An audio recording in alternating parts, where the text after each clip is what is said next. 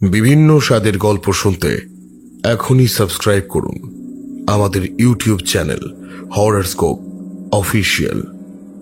Hello everyone, welcome to our channel. আমি Ivan রয়েছি তোমাদের সঙ্গে। কেমন আছো বন্ধু?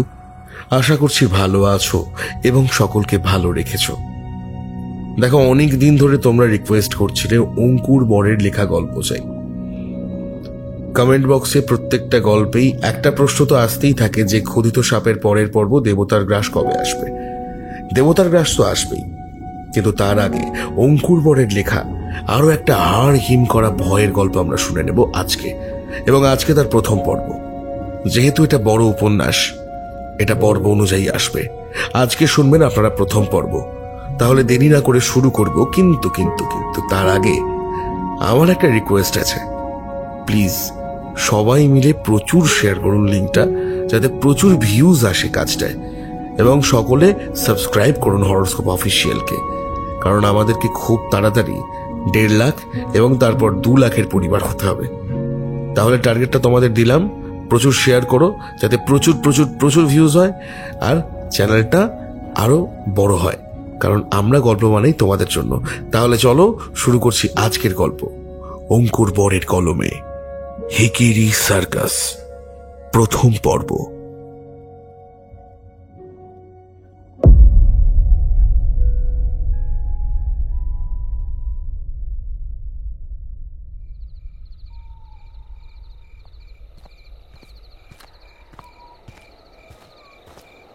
রাত্রি 10টা। শীতটা নভেম্বর নাগাদ উত্তরবঙ্গে অনেকটাই পড়ে যায়। শীতল হাওয়া বইতে শুরু করে, গাছেদের পাতা খসে পড়ে। রাত হলে কুয়াশা তার সাদা চাদর মেলে দেয় পথে প্রান্তরে। সন্ধে হলেই শুনশান হয়ে পড়ে রাস্তাঘাট। ঠিক এই রকম পরিস্থিতির মধ্যেও দুজন যুবক জঙ্গলের সুরকি পথ বেয়ে সামনে এগিয়ে চলেছে। দুজনের হাতেই উজ্জ্বল টর্চের আলো, কিন্তু তারা সাবধানী। সেই টর্চের আলো তারা বেশি জ্বালাচ্ছে না। ওদের গতিবিধি দেখে বোঝাই যাচ্ছে ওরা কোনো গোপন কাজে বেরিয়েছে। ঘুটঘুটে অন্ধকারে কাছে পিঠে একটা পেঁচা ডেকে উঠতেই চমকে উঠল ওরা দুজনে। ওটা কি পেঁচা ছিল রে? এত স্পষ্ট শুনলাম, মনে হলো যেন কানের পেছনে ডেকে উঠল। নে নে, আর পেঁচাল না পেড়ে ঝটপট পা চালা। কথাটা বলেই ছেলেটা সামনের দিকে এগিয়ে গেল। এমনিতেই দেরি হয়ে গেল, মালটা সরে না পড়ে। পিছনের ছেলেটি পরিস্থিতি স্বাভাবিক করবার জন্য একটা বিশ্রী হাসি হাসলো। ও পালাবে না, আরে ওর জিনিস তো আমাদের হাতে। কিন্তু ভাই একটা কথা বল, নেশার জিনিসের বদলে কে এই জিনিসগুলো চায়? শালা সাইকো একটা। সে জেনে আমাদের কি কাজ? সামনের ছেলেটির গলায় পূর্বের সে বিরক্তি। আমরা আমাদেরটা বুঝে নেব, ব্যাস। কথাটা বলতে বলতেই ওরা জঙ্গলের মাঝে অপেক্ষাকৃত ফাঁকা জায়গায় হাজির হলো। অনেকদিন আগে এখানে গাছ কেটে মাঠ বানানো হয়েছিল, কিন্তু পরে অগ্নিকাণ্ড হয়ে এই মাঠ পরিত্যক্ত হয়েছে। এই তো এখনো পোড়া গাছপালা, মাটি, পোড়া ঘাস দেখতে পাওয়া যাচ্ছে। এই জায়গাটিকে লোকজন সচরাচর এড়িয়ে চলে। স্থানীয়রা বলে জায়গাটা নাকি খারাপ। পিছনের ছেলেটি খানিকটা ভয় পাওয়া কণ্ঠে বলে উঠল, জিনিস দেওয়া নেওয়া করবার আর জায়গা পেল না। তাতে তোর কি বে? হ্যাঁ, তুই চুপচাপ থাকতো। কথাটা বলেই যেই সামনের ছেলেটি টর্চের আলোটা তুলেছে, সাথে সাথে কালো চাদরে আপাদ মস্তক একটা শরীর ওদের সামনে হাজির হলো। ছেলেটির সাথে সাথে টর্চের আলোটা নিভিয়ে দিল। এই লোকটির সঙ্গে দেখা করবার এই একটি শর্ত, পরিচয় পুরো গোপন থাকবে। লোকটিকে আজ পর্যন্ত তারা জানতে পারেনি, মহিলা নাকি পুরুষ সেটাও বোঝা যায় না, কিন্তু লোকটি সলিড জিনিস দেয়, দারুণ নেশা হয়। বদলে তার পাওনাটাও একটু অন্যরকম। একটা ঘসঘসে স্বর বেরিয়ে এলো কালো চাদরের আড়াল থেকে। জিনিস এনেছো জিনিস? সামনের ছেলেটি কিছু না বলে একটা প্লাস্টিকের প্যাকেট বাড়িয়ে দেয় সামনের দিকে, আর সাথে সাথে সামনের লোকটি একটি জিনিস তার পকেটে গুঁজে দেয়। পুরো আছে তো? কালো চাদর মুখে কিছু না বলে মাথা নাড়তেই সামনের ছেলেটি বলে উঠল, এরপর থেকে আর এখানে ডাকবে না, বুঝলে তো? এই জায়গাটা ভালো নয়। কথাটা বলে অন্ধকারের মধ্যেই কালো চাদরে মোড়া মানুষটিকে একটা সেলাম ঠুকে নিজের সঙ্গীকে নিয়ে অন্ধকারে অদৃশ্য হলো। ওরা চলে যাওয়ার পরই অন্ধকারের মধ্যে আচমকা খসে পড়ল সেই কালো চাদরখানা। ঘুটঘুটে অন্ধকারে কিছু দেখা যাচ্ছে না, শুধুমাত্র একটা কালো ছায়া ছাড়া। সেই কালো ছায়া একবার সেই প্লাস্টিকের প্যাকেটটা নাকের কাছে ধরে একটা লম্বা ঘ্রাণ নিল। এর মধ্যে রয়েছে ন্যাড়া হয়ে যাওয়া কোনো বাচ্চার চেঁচে ফেলা চুল। সেই ছায়া শরীর কাপড়ের আড়াল থেকে এক এক করে আরো 16টি প্যাকেট বের করে আনলো। তারপর সবকটি চুল একসাথে মিশিয়ে খুব ধীরভাবে ছড়িয়ে দিতে লাগলো সেই পুড়ে যাওয়া জমির উপর। পুরো জমি জুড়ে চুলটা ছড়ানো হয়ে যেতেই ছায়া শরীর পোড়া জমির এক পাশে সরে দাঁড়ালো। অন্ধকারেই তার ঠোঁটে বিজয়ের হাসি। সে নিজের কাজ সেরে ফেলেছে। এরপর বাকি কাজটা 17টি অপাপিত্থ শিশুদের চেঁচে ফেলা চুল করবে। নিজেকে আড়াল করে যে কাজের দায়িত্ব সে নিয়েছিল, সেই কাজ এখন শেষ।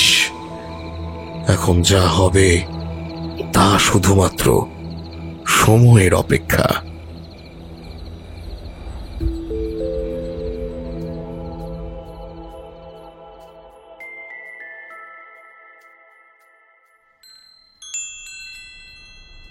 একটা মিষ্টি শব্দ বাতাসে ছড়িয়ে পড়তেই কাউন্টারের আড়াল থেকে মুখ তুলে তাকালেন বছর 50-এর বিধবা মহিলা। সালোয়ার কামিজ পরা বেটে খাটো গোলগাল চেহারার এই মহিলা এতক্ষণ ডেস্কের আড়ালে ঝুঁকে কিছু একটা কাজ করছিলেন। কাকিমা, কেকটা তৈরি তো? উদ্বিগ্ন স্বরে ডেস্কের উল্টো দিক থেকে কথাটা ভেসে আসতেই সেই মহিলাটি মুখে ছদ্মরাগ ফুটিয়ে বললেন, সকাল থেকে তো 2 বার ফোন করে ফেলেছিস।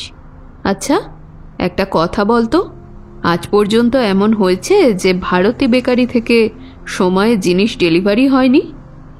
উল্টো দিকে এক বছর 35-এর মহিলা, পরনে একটা ফ্লোরাল প্রিন্টের চুড়িদার, পরনে সধবার কোনো চিহ্ন নেই। মহিলাটির কণ্ঠে ক্লান্তি। তুমি তো জানোই আমি কেমন মানুষ, অল্পেই টেনশন করতে শুরু করি, তারপর একলা হাতে সবটা। রোমা, তোর কাকু মারা গেছেন অনেক বছর হলো। কথাটা বলতে বলতেই তিনি একটা সুন্দর প্যাক করা কেকের বাক্স সামনের ডেস্কের উপর তুলে রাখলেন। তারপর থেকে আমিও কিন্তু একলা হাতে নিজেকে সামলেছি, দোকানও সামলেছি। তাই বলে তোর মতো অযথা টেনশন করি না। জীবন থেকে একটা জিনিস আমি জেনেছি, জীবন কখনোই পারফেক্ট হয় না। কখনো না কখনো কিছু না কিছু ছাড়া হয়েই যায়, খুঁত থেকেই যায়, কিন্তু তা বলে জীবন থেমে থাকে না। ঠিক এমন সময় পিছনের টেবিল থেকে অর্ডার নেওয়ার জন্য ডাক আসতেই ওদের কথার মাঝে বিরতি পড়ল। আলিপুরদুয়ার জাংশন থেকে রাজা ভাত খাওয়ার দিকে যে প্রধান সড়কটি এগিয়ে গিয়েছে, সেটা ধরে মিনিট 20 এগোলেই আরেকটি রাস্তা ঠিক ডান দিক বরাবর এগিয়ে গিয়েছে জঙ্গলের বুক চিরে। সেই রাস্তা ধরে আরো মিনিট 20 এগোলে মূল আলিপুরদুয়ার শহর থেকে বিচ্ছিন্ন আরেকটি ছোট্ট মফস্বল এলাকা পড়বে, যার নাম হলো কুমুদকাটা। হাতে গোনা 70-80 পরিবারের বাস। পাহাড়ের পাদদেশে এই জঙ্গল ঘেরা এলাকাটি ছবির মতো সুন্দর। কাঠের ছোট ছোট 1তলা 2তলা বাড়ি, সামনে এক টুকরো জমিতে লাগানো ফুল অথবা সবজি চাষ দেখলে ঠিক জায়গাটিকে এক লহমায় বিদেশের কোনো এক এলাকা বলেই মনে হবে। একটা স্কুল, একটা প্রাথমিক স্বাস্থ্য কেন্দ্র, একটা পোস্ট অফিস, ছোটখাটো একটা বাজার সহ এখানে মোটামুটি প্রয়োজনীয় সকল জিনিসই হাতের কাছেই পাওয়া যায়। এমনকি একটা পুলিশের সাবস্টেশনও এখানে রয়েছে, এবং সেটা এলাকাবাসীদের সুবিধার্থে। এই এলাকার বসতির সংখ্যা কম হওয়ায় এখানকার মানুষেরা একে অপরকে খুব ভালো করেই জানে, চেনে এবং একে অপরকে সমীহ, সম্মান ও স্নেহ করে। পরস্পরের মধ্যে কিছু কিছু জিনিস নিয়ে মতবিরোধ থাকলেও প্রয়োজনে সকলেই একটা পরিবারের মতো কাঁধে কাঁধ মিলিয়ে একে অপরের পাশে এসে দাঁড়ায়। ভারতী বেকারি এলাকার একমাত্র বেকারির দোকান, যদিও বেকারির পাশাপাশি এটা এক ধরনের ক্যাফেও। সুন্দর এবং সুসজ্জিত অন্দরসজ্জা, সফট মিউজিক, দুর্দান্ত কফি আর অসাধারণ কিছু স্ন্যাক্স আর পেস্ট্রি দিয়ে সাজানো এই ক্যাফে এলাকার তরুণ প্রজন্মের জন্য ইদানিংকালে একটা আকর্ষণীয় সন্ধ্যাকালীন ঠেক এই ভারতী বেকারি। অন্যদিন গমগম করলেও আজ কেন জানি লোকজনের ভিড় একেবারেই নেই। তারপরও যে দু একজন রয়েছে, তাদের মধ্যে থেকে একটা অর্ডার আসতেই প্রমা টাকাটা কাউন্টারের উপর রেখে কেকটা হাতে তুলে নিল। একটু পরেই চলে এসো কিন্তু মনে করে। মহিলা মাথা নেড়ে টেবিলের দিকে এগিয়ে যেতেই প্রমা কেকটা নিয়ে বেরিয়ে গেল তড়িঘড়ি করে। যাক বাবা, মোটামুটি এইটুকুই কাজ ছিল, সেটুকু মিটে গিয়েছে। এবার বাড়ি পৌঁছনো। আজ বুট্টুর 7 বছরের জন্মদিন। নিজের সামর্থ্য অনুযায়ী খুব ছোট করেই আয়োজন করেছে সে। খুব কাছের স্বল্প কিছু লোকের আয়োজন, কিন্তু তাও তো একেবারে ফেলে দেওয়ার মতো নয়। কি ব্যাপার ভারতী আন্টি, আজ একেবারে ফাঁকা যে? অন্যদিন তো বসবার জায়গায় থাকে না। ভারতী দেবী জানলার বাইরের দিকে তাকালেন। বিদ্যুৎ চমকে উঠছে। বিকেলের সময় পশ্চিম আকাশে একটা ঘন মেঘ দেখেছিলেন, যেটা ধীরে ধীরে বাকি আকাশে ছড়িয়ে পড়েছিল। সন্ধ্যা 6টা মতো বাজে। কালীপুজো পেরিয়ে সদ্য শীতের মরশুম শুরু হব করছে, তাই সন্ধ্যা ঘনিয়েছে একটু আগেই। এই সময় যদি ঝড় বৃষ্টি শুরু হয়। আকাশে মেঘ করেছে, মনে হয় আজ ভালোই ঢালবে। তোমরা? টেবিল থেকে অর্ডারটা নিয়ে ভারতী দেবী যেই কথাটা বলতে বলতে কাউন্টারের দিকে এগিয়ে যাচ্ছেন, ঠিক তখনই একটা আওয়াজ। একটি বছর 15 ছেলে ভিতরে ঢুকে হাঁপাচ্ছে। বোঝাই যাচ্ছে ছুটে এসেছে। এই ছেলেটিকে বাজার এলাকার মোটামুটি সকলেই চেনে। বাজার এলাকার দোকানে দোকানে চা পৌঁছে দেয় এই অনাথ ছেলেটি। ছেলেটি হাঁপাতে হাঁপাতে হাত বাড়িয়ে কিছু বলতে যাবে, ঠিক এমন সময় কাঁচের দরজা ভেদ করে ভারতী দেবীর চোখ বাইরের রাস্তায় গিয়ে পড়ল। লোকজন ছুটছে, সকলে নয়, তবে কিছুজন তো বটেই। আর যারা ছুটছে না, তারা প্রায় এমন জোরে হাঁটছে যে তা প্রায় ছুটে চলারই সামিল। ভারতী দেবী দেরি না করে দরজা ঠেলে বাইরে বেরিয়ে এলেন। আকাশে মেঘটা কুণ্ডলি পাকিয়ে যেন ছড়িয়ে পড়েছে দিকে দিকে। সেই সঙ্গে একটা শীতল হালকা হাওয়া। বাজার এলাকার মোটামুটি সকলেই ছুটছে বাতিল স্বাস্থ্য কেন্দ্রের দিকে। বেকারির ভিতর থেকে সেই ছেলেটি ততক্ষণে বেরিয়ে এসেছে, সেই সঙ্গে ভিতরে যারা ছিল তারাও। এরা এরা কোথায় যাচ্ছে এরকম করে? সবাই ছুটছে বাতিল স্বাস্থ্যকেন্দ্রের দিকে। যদু ভাণ্ডারে রমেন জেঠু আছেন না, সে নাকি স্বাস্থ্যকেন্দ্রের দেওয়ালে কিসের একটা পোস্টার দেখেছেন। সকলে সেই দেখার জন্যই। কিসের পোস্টার? আমি তা জানি না। আমি খানিকটা দূরে ছিলাম, দেখলাম রমেন জেঠু দোকানের বাইরে কোনো রকমের সাইকেল ঠেকিয়ে দোকানের বাইরে বসা মুরব্বীদের কি যেন চাপা স্বরে বললেন। দেখেই মনে হচ্ছিল রমেন জেঠু কাঁপছিলেন থরথর করে। দূর থেকেই দেখলাম তার কথাগুলো শুনে ওই বয়স্ক লোকগুলোর মুখ কেমন যেন পাংশুটে হয়ে গেল। তারপর সকলেই পড়িমড়ি করে ওই বাতিল স্বাস্থ্যকেন্দ্রের দিকে ছুটল। ঠিক এমন সময় কাছে পিঠে একটা ঘণ্টা বেজে উঠল। শিউরে উঠলেন ভারতী দেবী। এলাকার বাইরের দিকে একটা ঘণ্টা ঘর ছিল বহু পুরনো। আগেকার দিনে প্রাকৃতিক দুর্যোগ বা জঙ্গল থেকে বুনো হাতি বেরিয়ে এলে অথবা এলাকায় চিতাবাঘের দৌরাত্ম্য দেখা দিলে এই ঘণ্টা বাজিয়ে এলাকার লোকেদের সাবধান করে দেওয়া হতো। ইদানিং সেসবের প্রভাব একদম কমে আসায় এতদিন একেবারেই পরিত্যক্ত হয়ে পড়েছিল সেই ঘন্টা ঘর। এমনকি কিছুদিন আগে এমনও প্রস্তাব এসেছিল, যেহেতু এখন কোনো কাজ আসে না, এই ঘন্টা ঘর ভেঙে একটা সৌধ নির্মাণ করা হবে। আজ এতদিন পরে সেই ঘন্টা আবার বাঁচিয়েছে কেউ, এলাকাবাসীদের সতর্ক করে দেওয়ার জন্য। কিন্তু কিসের থেকে এই সতর্কতা? এই ঘন্টা তো এমনি এমনি বাজানো হয় না। তাহলে ভারতী দেবীর স্পষ্ট মনে আছে, শেষ এই ঘন্টা বাজানো হয়েছিল আজ থেকে 15 বছর আগে, যখন ভারতী দেবী আর ভাবতে পারলেন না। বাকিদের সঙ্গে তিনিও ছুটলেন বাতিল স্বাস্থ্য কেন্দ্রের দিকে। জায়গাটা এলাকার একেবারে দক্ষিণ পাশে। ঠিক তারপর থেকেই জঙ্গল শুরু হয়েছে। ঘণ্টাঘরটি বাতিল স্বাস্থ্য কেন্দ্রের একেবারে কাছেই, তাই যত সামনের দিকে এগোচ্ছেন তিনি, ততই ঘণ্টার শব্দের তীব্রতা আস্তে আস্তে বাড়ছে। এইভাবে মরিয়া হয়ে ঘণ্টা বাজাচ্ছে কেন? এবারের বিপদ কি এতই বড়? ইতিমধ্যেই মাথার উপরে মেঘের কুণ্ডলী আরো আরো ঘন হয়ে বিদ্যুতের ঝলকানিতে কেঁপে উঠছে। ভয়ঙ্কর প্রলয়ের সূচনা গাথা লিখছে সেই কালো কুণ্ডলীকৃত মেঘ। ভারতী দেবী যখন সেখানে পৌঁছলেন, ততক্ষণে জায়গাটা জুড়ে প্রচন্ড ভিড় হয়ে গিয়েছে।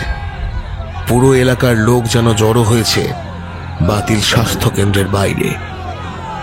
পাঁচিলের ধার ঘেঁষে সকলে মিলেই কিছু যেন দেখার চেষ্টা করছে। এইভাবে কি দেখছে এরা? যারা দেখে ফেলেছে তারা ইতিমধ্যেই সরে এসেছে। অনেকেই স্বাভাবিক, বিশেষত কম বয়সীরা। আবার অনেকেরই মুখে এক অজানা আতঙ্ক। ভারতী দেবী ভিড় ঠেলে পাঁচিলের দিকে এগিয়ে এলেন, তো একটা ছেঁড়া ছেঁড়া শব্দ তার কানে আসছে। আবার এত বছর পরে কিভাবে? অসম্ভব। এগুলো সামনের দিকে দুটো লোকের কাঁধের আড়াল থেকে ভারতী দেবী উকি মেরে দেখার চেষ্টা করতেই জিনিসটা তার নজরে পড়ল। সাথে সাথে মাথার উপরে লাগানো সরকারি নিয়ন বাতির আলোটা আচমকাই কেমন যেন কমে এলো তার কাছে। হাঁটু দুটো ঠক ঠক করে কাঁপছে, যেন শরীরের ভার ধরে রাখতে পারছে না হাঁটু। সারা শরীর দরদর করে ঘামছে, মাথাটা ঘুরছে। কি দেখলেন তিনি? এত বছর পরে আবার আবার সেই জিনিস কিভাবে সম্ভব? বাতিল স্বাস্থ্য কেন্দ্রের ভাঙা দেওয়ালে লাগানো হয়েছে একটা পোস্টার। কে লাগিয়েছে, কখন লাগিয়েছে, কেউ জানে না। পোস্টারের মধ্যে একটা ভয়ঙ্কর মুখওয়ালা জোকারের ছবি। সেই পোস্টারের মুখের দিকে তাকালেই বুকের ভিতরটা যেন কেঁপে ওঠে। সেই পোস্টারে যা লেখা রয়েছে তার বয়ানটা খানিকটা এরকম: আনন্দ সংবাদ, আনন্দ সংবাদ, আনন্দ সংবাদ। আবার ফিরে এসেছে আপনাদের প্রিয় হিকিরি সার্কাস, আপনাদেরই এলাকায়, শুধুমাত্র আপনাদেরই জন্য। আমরা আপনাদের অপেক্ষায়। আপনারা আসছেন তো? আচমকা ভারতী দেবী চিৎকার করে ওঠেন, পালাও পালাও, যে যার ঘরে পালাও। ভারতী দেবীর গলায় এমন কিছু ছিল যা শুনে সকলেই প্রায় ভয় পেয়ে গেল। ওরা ফিরে এসেছে, ফিরে এসেছে আবার। পাশের এক প্রৌঢ় লোক শুকনো মুখে বলে উঠলেন, এ যদি তারা না হয়, এরা যদি অন্য কেউ হয়। অন্য কেউ? তোমার এখনো মনে হচ্ছে অন্য কেউ? এই নাম, এই ভয়ঙ্কর জোকারের ছবি, এই লেখা, 15 বছর আগের পোস্টারটা ভুলে গিয়েছো তোমরা? আমি কিন্তু ভুলিনি। এটা ওরাই ফিরে এসেছে। পালাও পালাও, বাঁচতে চাইলে পালাও তোমরা। কথাটা বলেই ভারতী দেবী পাগলের মতো ছুটলেন ঘন্টা ঘরের দিকে। আরো জোরে ঘন্টা বাজাও, আরো জোরে। সবাইকে সাবধান করো। আজকের পর থেকে সূর্য ডুবলে কেউ যেন ঘর থেকে বের না হয়। ওরা ফিরেছে, ফিরে এসেছে, ফিরে এসেছে হিকিরি। আবার মানুষ গায়েব হবে, আবার লোক মরবে। গতবার যা যা বাকি ছিল এবার তার চেয়েও ভয়ানক কিছু হবে। সবাই পালাও, পালাও।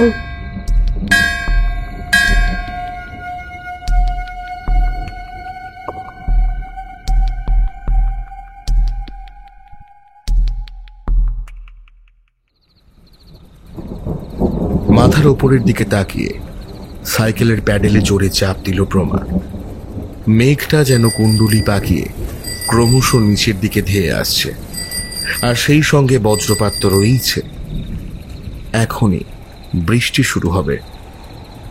এদিকে সাইকেলে গাদাখানেক জিনিস, আর ওদিকে বাড়িতে বুট্টু একলা। পাশের বাড়ির মেয়েটা সন্ধ্যা হলেই চলে আসে বটে, তবে আজকে কি ওর মা পাঠাবে? বিকেল থেকেই যা আকাশের অবস্থা, এই তার এক দোষ। কত প্ল্যান করেও আগে থেকে কিছু করা হয়ে ওঠে না, সব ওই শেষ মুহূর্তের হুড়োহুড়ি। অতীশের যাওয়ার পর সবকিছুই যেন কোনো রকমে জোড়াতালি দিয়ে চলছে।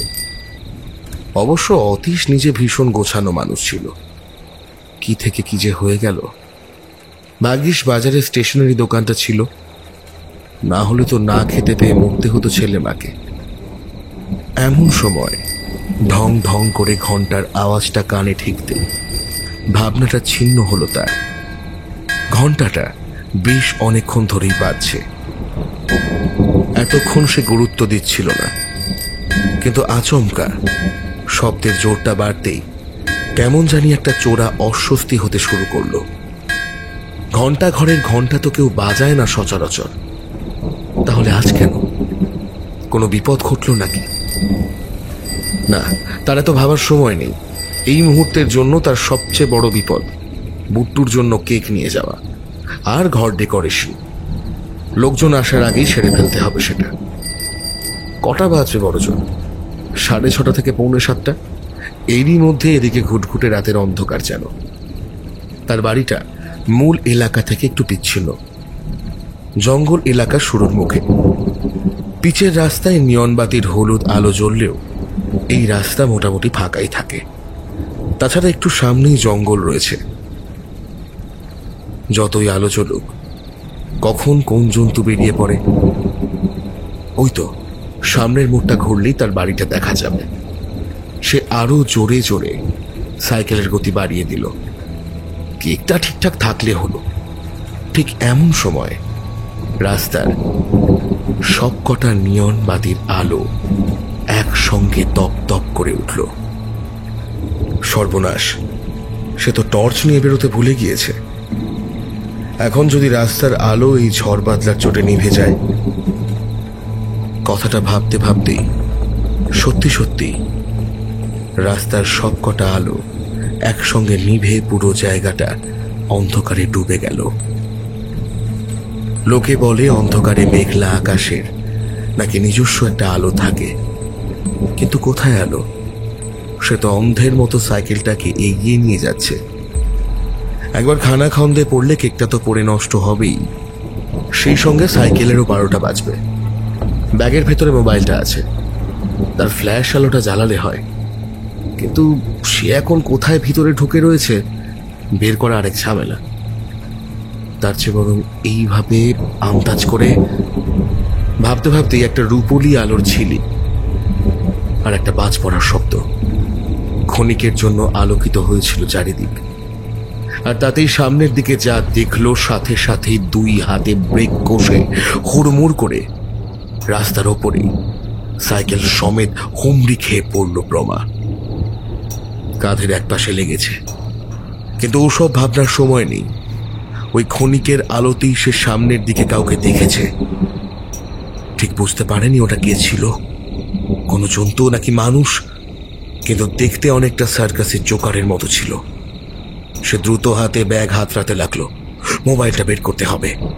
অন্ধকারে কোনো রকমে হাতড়ে মোবাইলটা বের করে সাথে সাথে ফ্ল্যাশটা জ্বালাতেই একটা সাদা অনুজ্জ্বল আলো ছড়িয়ে পড়ল অন্ধকারের বুক চিরে। বুকের ভেতরটা এখনো ধুকপুক করছে তার। সাইকেলটা ঘাড় মুড়ে পড়ে রয়েছে একপাশে। তার মাথার চিন্তা, কেকটা কোথায়? প্রমা মোবাইলের আলোটা এদিক ওদিকে ফেলতে লাগলো, কিন্তু কেকের বাক্সটা খুঁজে পেল না। ঠিক এমন সময় রাস্তার বাম দিকের জঙ্গলের সামনে থেকে একটা জিনিস চকচক করে উঠতেই প্রমা সেই দিকে এগিয়ে গেল। আরে, এই যে কেকের বাক্সটা খালি পড়ে রয়েছে, কিন্তু কেকটা কই? সামনের দিকে মোবাইলের আলোটা ফেলল, ওই তো এক টুকরো কেক সামনে পড়ে রয়েছে। খানিকটা সাহসে ভর দিয়ে সে আরেকটু এগিয়ে যেতেই আচমকা কে যেন তার পা জোড়া টেনে মাটির ভিতরে ঢুকিয়ে দিল। ঠিক তার থেকে হাত 10 সামনে একটা বামন শরীর, পরনে জোকারের পোশাক, মাথায় রঙিন চুল, মুখটা ঝুঁকে রয়েছে মাটির দিকে, তাই পরিষ্কার দেখা যাচ্ছে না। উবু হয়ে বসে 2 হাতে করে কেক খাচ্ছে। কেকের ট্রেটা যেভাবে খুবলে খুবলে ভয়ঙ্কর ভাবে কেকটা তুলে খাচ্ছে, তা দেখেই প্রমার শরীরে একটা শিরশিরে অনুভূতি ছড়িয়ে পড়ছে। আচ্ছা, এই জোকারটার 2 হাতে চাপ চাপ লাল রঙের ওটা কি লেগে রয়েছে? রক্ত। তার ষষ্ঠ ইন্দ্রিয় বারবার তাকে বলছে এখানে কিছু একটা ঠিক নেই, এখান থেকে পালাতে হবে। সে ফ্ল্যাশের আলোটা স্থির করে যেই এক পা বাড়িয়েছে, সাথে সাথে পায়ের তলায় একটা গাছের ডাল চাপা পড়ে মট করে ভেঙে গিয়ে একটা শব্দ হলো। আপকে উঠে সামনের দিকে তাকালো প্রমা। জোকারটা খাওয়া বন্ধ করে বসে রইল এক মুহূর্ত, তারপর যেই মুখ তুলল আর তাকালো, সাথে সাথে একটা চাপা আর্তনাদ বেরিয়ে এলো প্রমার গলার ভেতর থেকে। আর ঠিক তখনই দপ করে নিভে গেল মোবাইলের ফ্ল্যাশ আলোটা। কিন্তু ততক্ষণে সে যা দেখার দেখে নিয়েছে। ওটা কি ছিল? কে ছিল ওখানে বসে? সারা শরীর থরথর করে কাঁপছে প্রবল আতঙ্কে। এবার কি করবে সে? পালাবে? ঠিক এমন সময় ওই নিঝুম অন্ধকারে কেউ যেন ঘাড়ের ওপর একটা গরম নিঃশ্বাস ফেলে খুব ধীরে ধীরে বলে উঠল,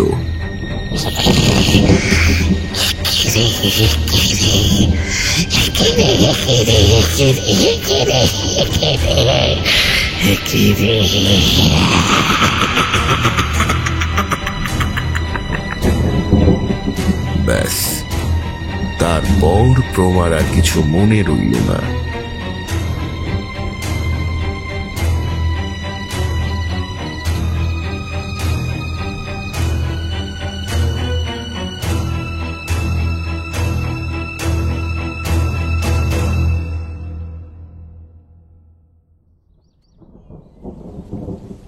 ঘড়িতে এখন সকাল 11টা বাজে। কাল রাত থেকে ঝমঝম করে বৃষ্টি শুরু হয়েছে। আকাশ কালো করে থাকলেও বৃষ্টিটা একটু আগে ধরেছিল। মনে হচ্ছিল এই বুঝি থেমে যাবে, কিন্তু এই যে 2 মিনিট আগে আবার শুরু হলো। এলাকার সকলেই জড়ো হয়েছে বীর সংঘ ক্লাবের মিটিং ঘরে। মোটামুটি পুরো ঘর জুড়ে লোকে ঠিক ঠিক করছে। কম বয়সীরা বাদে এলাকার সকলেই মোটামুটি মিটিং ঘরে উপস্থিত। সামনে গুটি কতক চেয়ার পাতা, সেসব এই মুহূর্তে ভর্তি। এছাড়া যারা রয়েছেন তারা সকলেই দাঁড়িয়ে। আকাশ মেঘলা হওয়ার জন্য ঘরের ভেতরটা অন্ধকার, তাই একটা টিমটিমে হলদেটে বাল্ব চলছে মাথার উপরে। ঘরের ভেতরটা মাছ বাজারের মতো কল কল করছে। সকলেই কথা বলছে, সকলেই যে যার বক্তব্য রাখছে। তার ফলে কেউ কোনো সিদ্ধান্তে পৌঁছতে পারছে না। এতক্ষণ চুপ করে জানলার বাইরে তাকিয়ে বৃষ্টি দেখছিলেন ভারতী দেবী। তার 2 চোখে অসীম শূন্যতা। কিছু একটা ভেবে চলেছেন কাল থেকে, এমন কিছু যার থই খুঁজে পাচ্ছেন না।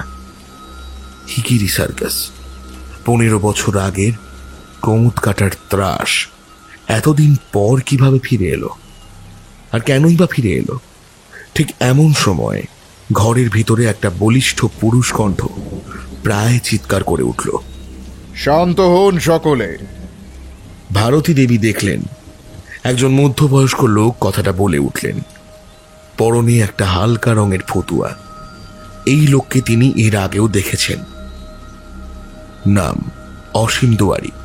তার দোকানে এসেছেন 2-1 তেমন একটা চেনা পরিচিতি নেই। বছর 2 হলো কুমুদ কাটায় এসে উঠেছেন। আগে ভদ্রলোক নাকি কয়েক বছর মিলিটারিতে ছিলেন। স্ত্রী বিছানা শয্যা নেওয়ার পর থেকে সে চাকরি ছেড়েছেন। ভারতী দেবী কালকের ভিড়েও ভদ্রলোককে দেখেছিলেন।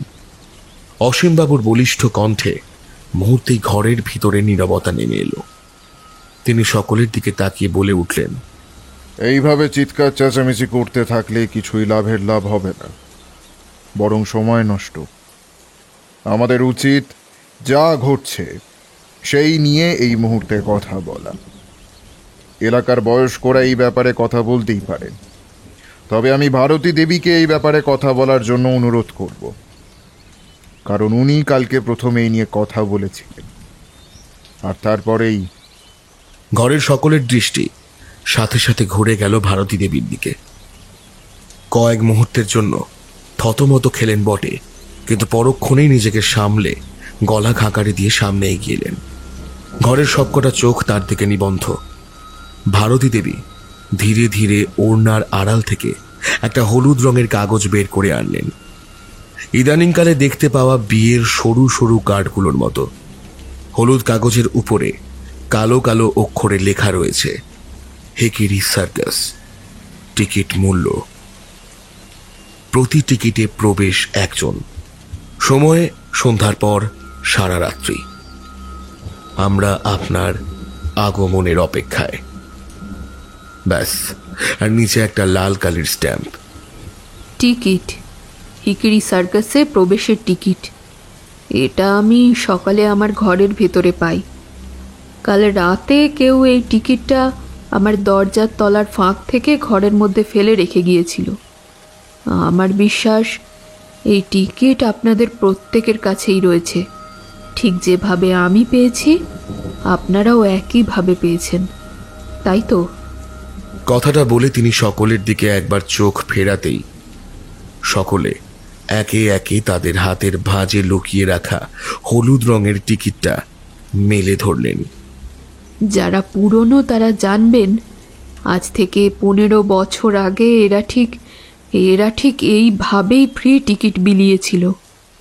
আর আমরা সেই ফ্রি টিকিটের লোভে সকলেই সেই সার্কাস দেখতে ছুটেছিলাম। আর তারপরেই শুরু হয়েছিল আসল খেলা। এবারেও প্রত্যেকের বাড়িতে একইভাবে টিকিট পৌঁছে দেয়া হয়েছে।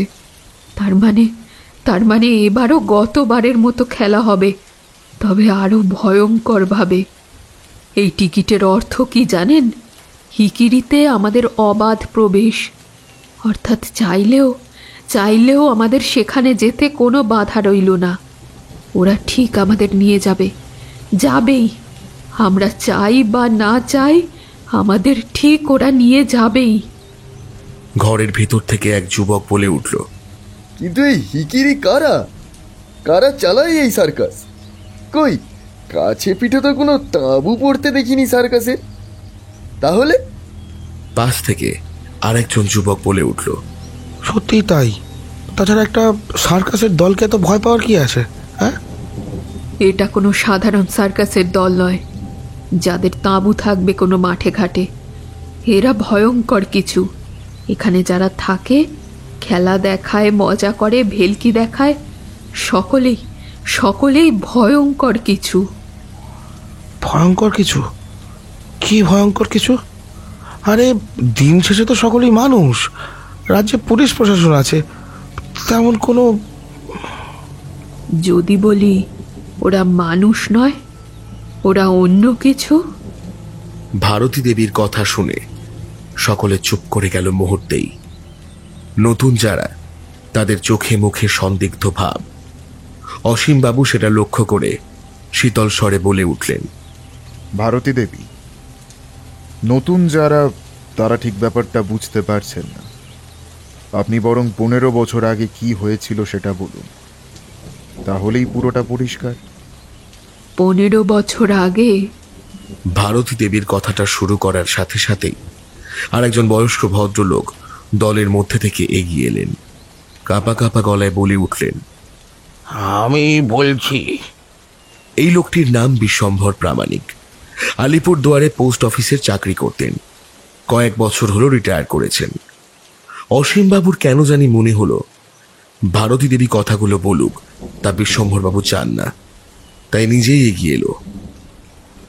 আজ থেকে 15 বছর আগে কুমুদ কাটায় হাজির হয় একটি সার্কাস কোম্পানি, নাম হিকিরি সার্কাস। এদের শুধু নামটাই অদ্ভুত ছিল না, এদের সব কিছু, খেলাধুলো, ভেলকি, সবই যেন একটা অন্য ধাঁচের ছিল। এমনকি এদের চাল চলনও। অন্য সময় এদের তাঁবুর বাইরে কখনোই কাউকে দেখা যেত না, কিন্তু সূর্য ডুবলেই একেবারে এদের অন্য চেহারা। এরা বিনা পয়সায় টিকিট বিক্রি করে লোকেদের নিজেদের সার্কাসের প্রতি আকর্ষণ বাড়াতে থাকে। একে বিনা পয়সায়, তাই আবার নতুন নতুন। স্বাভাবিকভাবেই প্রথম প্রথম লোকেদের আগ্রহ থাকে, সেই থেকে ভিড়ও হতো খুব। কিন্তু একই জিনিস আর কতদিন ভালো লাগবে কারোর? দেখতে দেখতে লোকজন যাওয়া কমিয়ে দিল সার্কাসে। ওরা তারপরও ফ্রি টিকিট বিক্রি করত, ভাবতো এই করে লোকেরা তাদের সার্কাস দেখতে যাবে। এই করে করে একদিন যখন লোকজন যাওয়া বন্ধ করে দিল, তারপর 2 দিন 3 দিন পর থেকে এই মানুষ গায়েব হওয়া শুরু করে দিল। মানুষগুলো কর্পূরের মতো যেন উবে যেতে লাগলো এলাকা থেকে। এই সবই যখন চলছিল, কিছু কম বয়সী ছেলের কি একটা সন্দেহ হতে তারা লুকিয়ে লুকিয়ে রাতের অন্ধকারে হিকিরি সার্কাসের তাঁবুতে গেল। গিয়ে দেখলো সেখানে নাকি ভয়ানক জিনিস হয়। নিখোঁজ হওয়া সব লোক বসেছিল দর্শকের আসনে, পাথরের মতো প্রাণহীন তাদের চোখ। কেউ কোনো কথা বলছে না, নড়ছে না। আর সার্কাসের লোকজন এমন কিছু খেলা দেখাচ্ছিল যা নাকি কোনো মানুষের পক্ষে কখনোই দেখানো সম্ভব নয়। ওরা ভয় পেয়ে ফিরে আসে, আমাদের জানায়। আমরা পুলিশে খবর দিই, কিন্তু সকালে পুলিশ আর দলবল নিয়ে আমরা যখন সেখানে তল্লাশি করতে যাই, সেখানে না ছিল সেই নিখোঁজ হয়ে যাওয়া মানুষের একজনও, আর না ছিল কোনো অস্বাভাবিকতা। কিন্তু সেই ছেলেগুলো না ছিল তাদের মতে। তারা নাকি গত রাতে ভুল কিছু দেখেনি। সেই রাতে নিজেদের প্রমাণ করতে তারা ক্যামেরা নিয়ে ফের যেতে চাইল সার্কাসের ভেতরে। তারপর তাদের আর জীবিত দেখা যায়নি কোনোদিন। 2 দিন পরে 4টি মুন্ডহীন ধর পাওয়া গিয়েছিল জঙ্গলের ভিতরে। তারপর আমরা বুঝতে পারি এই ভয়ঙ্কর কাজ কাদের ছিল। প্রতিহিংসা, নিজেদের অপরাধ গোপন করতে মেরে ফেলেছিল হিকিরি রায়দের। এক মুহূর্ত দেরি না করে আমরা দল বেঁধে যাই আর হিকিরি সার্কাসের তাঁবু পুড়িয়ে তাদের সব কিছু ছাড়খাড় করে দিই। সেদিনের পর থেকে হিকিরিদের কোনো উল্লেখ হয় না এই তল্লাটে। এত মানুষ হারিয়ে গেল, এত মানুষ নিখোঁজ হলো এইভাবে যে তাদের খোঁজ কখনো পাওয়া গেল না। কুমুদ কাটার জন্য এক ভয়ঙ্কর কালো অধ্যায়। আর হিকিরিরা, ওদের কি হলো? তাঁবু পুড়িয়ে দিলেন, ওরা বাধা দিল না। অসীমবাবুর প্রশ্নে ভদ্রলোক একবার তাকালেন ভারতী দেবীর দিকে, তারপর বলে উঠলেন, না, এর আগেই তাঁবু ছেড়ে পালিয়ে গেছিল। আমরা যখন সেখানে পৌঁছই তখন তাঁবু খালি ছিল। তাহলে এরাই কি তারা? আবার আবার ফিরে এসেছে? কিন্তু কিন্তু এত বছর পর কেন? ভিড়ের মধ্যে থেকে প্রশ্নটা ভেসে আসতেই ভারতী দেবী বললেন, না, এরা তার থেকেও ভয়ঙ্কর কিছু। আমি স্পষ্ট টের পাচ্ছি। ওরা এমনি এমনি ফিরে আসেনি, ওরা কিছু ফেরত নিতে এসেছে। ওরা ওদের বদলা নিতে এসেছে। পুলিশ প্রশাসনে খবর দিলে হয় না? না, আর তাছাড়া পুলিশে খবর দিলে কোনো লাভও হবে না, কারণ এ এমন জিনিস যার মোকাবিলা পুলিশ করতে পারবে না। তোমরা বুঝতে পারছো না? ওরা সাধারণ কোনো মানুষ ছিল না। সেই ছেলেগুলো এসে আমাদের জানিয়েছিল গভীর রাতে হিকিরির লোকেরা কেমন যেন অদ্ভুতভাবে বদলে গিয়েছিল, আর তাদের খেলাগুলো কোনো সাধারণ মানুষের পক্ষে দেখানো সম্ভব ছিল না। তারা মানুষ নয়, তাহলে কি ছিল? অপশক্তি, ভূত? আরে আজকালকার যুগে সব কেউ বিশ্বাস করে? আরে বিজ্ঞান যত সামনের দিকে এগিয়ে যাচ্ছে আর আপনারা এখন এসব ধরে পড়ে আছেন। বুঝলু কি যত সব। কথাটা বলেই 1 বছর 30-এর যুবক ভিড় ঠেলে বাইরে বেরিয়ে গেল। তার বিরক্ত লাগছে এসব গাল গল্প শুনতে। আমরা বিজ্ঞানের বিপক্ষে নেই, কিন্তু এখনো এমন কিছু রহস্য রয়েছে যার সমাধান এখনো বিজ্ঞানের পক্ষেও সম্ভব হয়নি। এই মুহূর্তে আপনাদের সকলকে বিশ্বাস করতে হবে যে খুব ভয়ঙ্কর একটা বিপদ পৌঁছে গিয়েছে আমাদের দোরগোড়ায়। আমাদের নিজেদের সতর্ক থাকতে হবে। আমরা জানি না তারা তাদের খেলা শুরু করে দিয়েছে কিনা। যদি শুরু করে দিয়ে থাকে তাহলে আমাদের সতর্ক থাকতে হবে। যতক্ষণ না এই বিপদ থেকে বেরোনোর কোনো উপায় আমরা পাই, আপাতত সূর্য ডুবলে কেউ বাড়ির বাইরে বের হবেন না।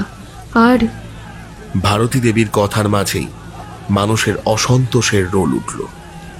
আমি জানি অনেকেরই চাকরি রয়েছে, অনেকের ব্যবসা রয়েছে, অনেকের নানান কাজ থাকে রাতের বেলায়, কিন্তু এসবের জন্য আপনি ভবিষ্যতেও সময় পাবেন যদি আপনি বেঁচে থাকেন। একটু থেমে বয়স্ক ভারতী দেবী আবার বলে উঠলেন, শুনুন, জঙ্গলের দিকে ভুলেও একলা যাবেন না। হিকিরি সার্কাসে এক ধরনের জিঙ্গেল বাজাতো গতবারে। অদ্ভুত সেই জিঙ্গল, শুনলে মনে হতো জিনিসটা আপনাকে তার দিকে টানছে। কোনো ধরনের জিঙ্গেল কানে এলে বা সন্দেহজনক কিছু শুনলে সাথে সাথে কানে হাত চাপা দিয়ে সেই জায়গা ছেড়ে চলে যাবেন।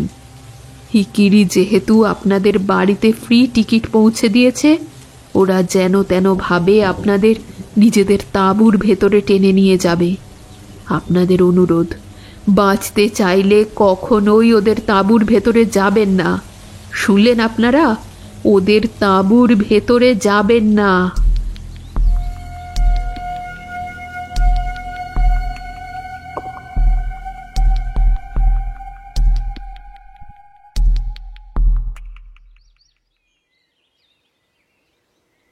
তুমি ঠিক আছো প্রমা? বছর 30-এর তিতির এই মুহূর্তে বসে রয়েছে প্রমার মুখোমুখি। প্রমারই বাড়িতে, পরনে একটা বেগুনি শাড়ি, শ্যামলা রং, পিঠের উপর আলগা হাতের বিনুনি, পাশে রাখা একটি ব্যাগ, দরকারি কিছু কাগজপত্র। বাইরে কালো মেঘের ঘন ঘটা, তাই ঘরের ভেতরটা ঈষৎ অন্ধকার। তিতির স্থানীয় একটি কোঅপারেটিভ সংস্থায় চাকরি করে। তিতির সামনে চেয়ারে বসে থাকা প্রমার পায়ের দিকে তাকালো। প্রমা পা নাচাচ্ছে এক নাগারে, যেন ভিতরে ভিতরে অস্থির হয়ে রয়েছে সে। শুধু কি তাই, মাথার চুল উস্কো খুস্কো, যেন অনেক দিন আঁচড়ানো হয়নি। চোখ মুখ কেমন যেন অদ্ভুত করে রয়েছে সে। আসার পর থেকে হ্যাঁ ছাড়া তেমন কোনো কথা বলতে শোনা যায়নি তাকে, কিন্তু ঠোঁটটা নাড়ছে ক্রমাগত। বোঝা যাচ্ছে প্রমা অনবরত কিছু বলে চলেছে। শোনো, আমি তো দোকানে গেছিলাম তোমার ওই লোনের ব্যাপারে কথা বলতে, কিন্তু গিয়ে দেখলাম দোকানটা বন্ধ। ওই পাশের দোকানের কাকলিদি আছে না, সে বলল তুমি নাকি 2 দিন হলো দোকানে আসছো না, তাই ভাবলাম বাড়িতে গিয়ে কাগজপত্রগুলো দিয়ে আসি। কথাটা বলেই তিতির ব্যাগের ভেতর থেকে কাগজ বের করে টি টেবিলের উপর রাখলো। এই নাও, দেখো, তুমি যতটা লোনের জন্য আবেদন করেছিলে ততটা না হলেও কিছুটা হয়েছে। আসলে বুঝতেই তো পারছো, একটা ছোট সংস্থা। বলতে বলতেই থমকে গেল তিতির। প্রমা ঘাড় ঘুরিয়ে পিছনের দিকে একটি বন্ধ দরজার দিকে তাকিয়ে রয়েছে। তিতির সেই বন্ধ দরজার দিকে তাকালো। কি আছে ওই ঘরে? প্রমা অমন করে তাকিয়ে রয়েছে কেন? প্রমা, প্রমা, হ্যাঁ? ভাবনা ছিন্ন করে তিতিরের মুখের দিকে তাকালো সে। কিছু বলছিলে? একটু চা খাওয়াবে? কি? একটু চা। আসলে বাইরে যা বৃষ্টি পড়ছে। প্রমা ধীর পায়ে উঠে গেল রান্নাঘরের দিকে। প্রমার হাঁটাটাও এই মুহূর্তে কেমন যেন অদ্ভুত। ঘাড় ঝুঁকিয়ে পাকে মেঝের সাথে ঘষে ঘষে এগিয়ে চলেছে সামনের দিকে। বাইরে টিনের চালে বৃষ্টি পড়ার ছমছম শব্দ কানে আসছে। এখানে কি সব শুরু হলো, তাই না বলো? কথাটা বলেই সে একবার রান্নাঘরের দিকে তাকালো। সন্ধ্যের পর নাকি বাইরে বেরোনো যাবে না, কি এক হিকিরি সার্কাসের জ্বালায়। তবে লোকজন দেখছি বেশ ভয় পেয়ে রয়েছে। এই বুট্টু কোথায় গো? ওকে দেখছি না যে। রান্নাঘর থেকে কোনো উত্তর এলো না। বুকের ভিতরটা কেমন জানি অজানা আতঙ্কে ঠিপ ঠিপ করছে। এই ঘরের ভিতরে আসার পর থেকেই একটা অদ্ভুত অস্বস্তি হচ্ছে। ঘরের ভিতরের বাতাসটা কেমন জানি ভারী হয়ে বুকের ভেতরে চেপে বসছে। কিছু একটা ঠিক নেই প্রমার মধ্যে, এই বাড়ির মধ্যে। দ্রুত কাজটা মিটিয়ে বাড়ি ফিরতে হবে। ঠিক এমন সময় সেই বন্ধ দরজার ওপাশ থেকে একটা মৃদু শব্দ হতেই চমকে উঠল তিতির। কেউ আছে ওই বন্ধ দরজার ওপারে। কে? বুট্টু? তুমি তো কিছুই বলছো না। জন্মদিনের পার্টি কেমন গেল সেদিন? আরে সেদিন যা ঘটনা ঘটলো। কথাটা বলতে বলতে পা টিপে টিপে সেই বন্ধ দরজার কাছে এসে দাঁড়ালো তিতির। এর ভিতরে কি আছে তাকে দেখতেই হবে। রান্নাঘরের ভিতরে প্রমা রয়েছে। সে টের পাওয়ার আগেই কাজটা সেরে ফেলতে হবে। তিতির ধীর হাতে দরজার লকে চাপ দিয়ে একটু আলতো করে ধাক্কা দিতেই দরজাটা খুলে গেল। পুরো ঘর, বিছানাপত্র সব অগোছালো হয়ে রয়েছে, কিন্তু ফাঁকা, কেউ নেই। তাহলে একটু আগেই সে যে একটা শব্দ শুনল, সেটা কি ছিল? কথাটা ভাবতে ভাবতে কি একটা মনে করে যেই নিজের মাথাটা ঝুঁকিয়ে খাটের তলাটা দেখার চেষ্টা করলো, সাথে সাথে চমকে ছিটকে গেল যেন। বুট্টু লুকিয়ে বসে রয়েছে খাটের তলায়, জবুথবু হয়ে বসে, প্রচন্ড আতঙ্কে থরথর করে কাঁপছে। তিতির দ্রুত এগিয়ে গেল খাটের কাছে। বুট্টু, বুট্টু বেরিয়ে এসো। ওখানে কি করছো? কি হয়েছে তোমার? এভাবে কাঁপছো কেন? না না, আমি বেরোবো না। বেরোলেই... কথাটা শেষ করতে পারল না বুট্টু। তার আগেই পিছন থেকে একটা শব্দ ভেসে আসতেই চমকে উঠে দাঁড়ালো তিতির। দরজার কাছে দাঁড়িয়ে আছে প্রমা। চোখ মুখ ভয়ঙ্করভাবে বদলে গিয়েছে। ঠোঁটের ফাঁক থেকে বেরিয়ে আসছে জড়ানো শব্দগুচ্ছ। আকাশে মেঘের ঘন ঘটায় ঘরের ভেতরে আলো অনেকটাই কমে এসেছে, কিন্তু সেই আলোতেও তিতির স্পষ্ট দেখতে পাচ্ছে প্রমার শরীরটা ধীরে ধীরে লম্বা হয়ে যাচ্ছে। এত লম্বা যে মাথাটা দরজার চৌকাঠ ছাড়িয়ে যাচ্ছে। শুধু শুধু শরীর নয়, হাত পা মুখ। আচমকা চক্রাসনের মতো করে নিজের দেহটাকে বাঁকিয়ে তিতিরের দিকে ঘুরল। তারপরে একটা ভয়ঙ্কর ঘটনা ঘটল। প্রমার মাথাটার সাথে সাথে 180 ডিগ্রি ঘুরে এখন তিতিরের সোজাসুজি। মুখটা লম্বা হয়ে যেন ঠেকে যাবে মেঝেতে। কিন্তু ওটা কি?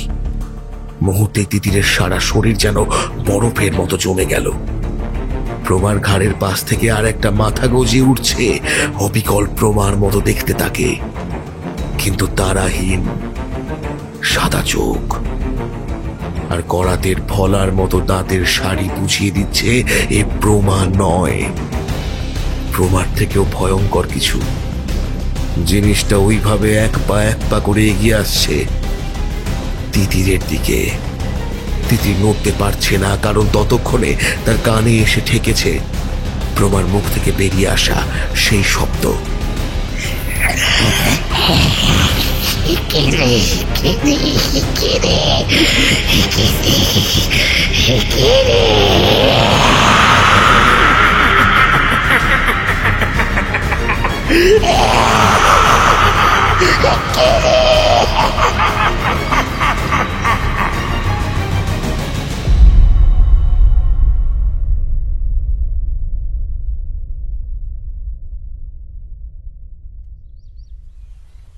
এখানে খুব কম মানুষই আছেন যারা যারা জানেন 15 বছর আগে ঠিক কী ঘটেছিল।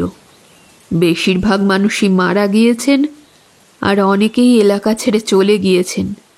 যারা আছেন তারা 15 বছর আগের সেই ঘটনা বুকের ভেতর চাপা দিয়ে কোনো রকমে কাটিয়ে দিচ্ছিলেন জীবনটা। কিন্তু কিন্তু একটা পোস্টার আর একটা টিকিট সেই ছাই চাপা আগুনকে যেন উস্কে দিল এত বছর পর। কথাটা বলেই ভারতী দেবী তাকালেন সামনের দিকে। ঘরের মধ্যে এই মুহূর্তে তার মুখোমুখি বসে রয়েছেন অসীমবাবু, আর তার চেয়ারের গায়ে হেলান দিয়ে দাঁড়িয়ে রয়েছে বাজারের সেই ছেলেটা যে দোকানে দোকানে চা পৌঁছে দেয়। ওর নাম বিমল।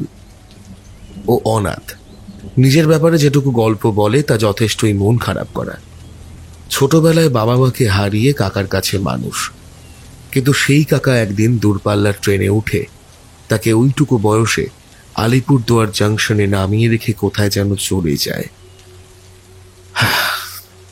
অপেক্ষা করতে করতে যখন সে বুঝে যায় কাকা তাকে ভুল করে ফেলে যায়নি, বরং ইচ্ছে করে ছেড়ে গিয়েছে, তখন সে ক্ষুধা তৃষ্ণায় কাতর।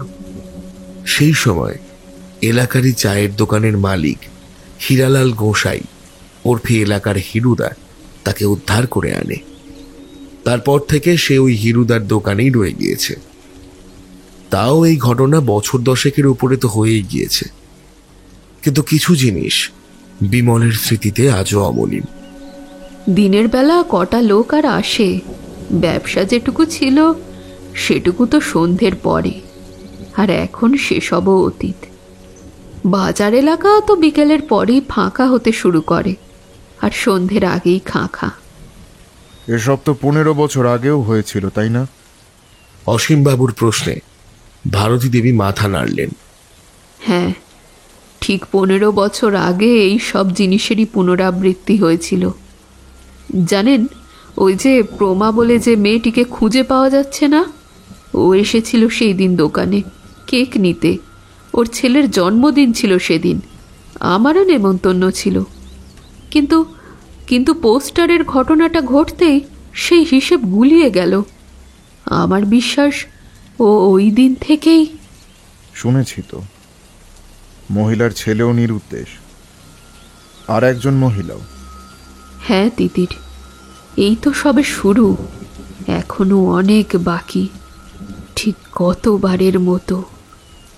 ঘরের মধ্যে কয়েক মুহূর্তের নীরবতা। ভারতী দেবী আবার বলে উঠলেন, কিন্তু আপনারা এখানে কেন এসেছেন বুঝলাম না। একটা জোরে শ্বাস ছেড়ে চেয়ারের ওপর টান টান হয়ে বসলেন অসীমবাবু। সেদিন ক্লাব ঘরে বিশ্বম্বর বাবুর কথা শুনলাম, কিন্তু আমার কেন জানি মনে হলো উনি যা বললেন সেটা পুরোপুরি সত্যি নয়। হয়তো সেদিন আপনি কথাগুলো বললে বয়ানিটা অন্যরকম হতো। ভারতী দেবী চুপ করে রইলেন পাথরের মতো। আপনি কি এমন কিছু জানেন যা আমাদের জানা উচিত, যা সকলের জানা উচিত? আমার কেন জানি না মনে হচ্ছে ওখানে শুধু সেদিন আগুন লাগানো হয়নি, আরও এমন কিছু হয়েছিল যা বিশ্বম্বর বাবু লুকিয়ে গেছেন আমাদের থেকে। আপনার কাছে অনুরোধ আমার, আপনি সবটা বলুন, কিচ্ছু লুকোবেন না। ভারতী দেবী ওদের দুজনের মুখের দিকে তাকালেন এক মুহূর্ত, তারপর গলা ঝেড়ে বলতে শুরু করলেন খুব ধীরে ধীরে। সময়টা ছিল এইরকম নভেম্বরের মাঝামাঝি। তখনও এই এলাকায় ইলেকট্রিসিটি সেভাবে আসেনি। যাদের একটু টাকা পয়সা ছিল তারা বাড়িতে ব্যাটারি লাগিয়ে কারেন্ট চালাতো। তাহলেই বুঝতে পারছেন তখন এখানে মানুষের বিনোদন বলতে তেমন কিছুই ছিল না, এই টুকটাক মেলা পার্বণ ছাড়া। তো কালী পুজোর মরশুম পেরিয়েছে, মোটামুটি ক্রিসমাসের ছুটির আগে সেরকম কোনো উৎসব আর নেই।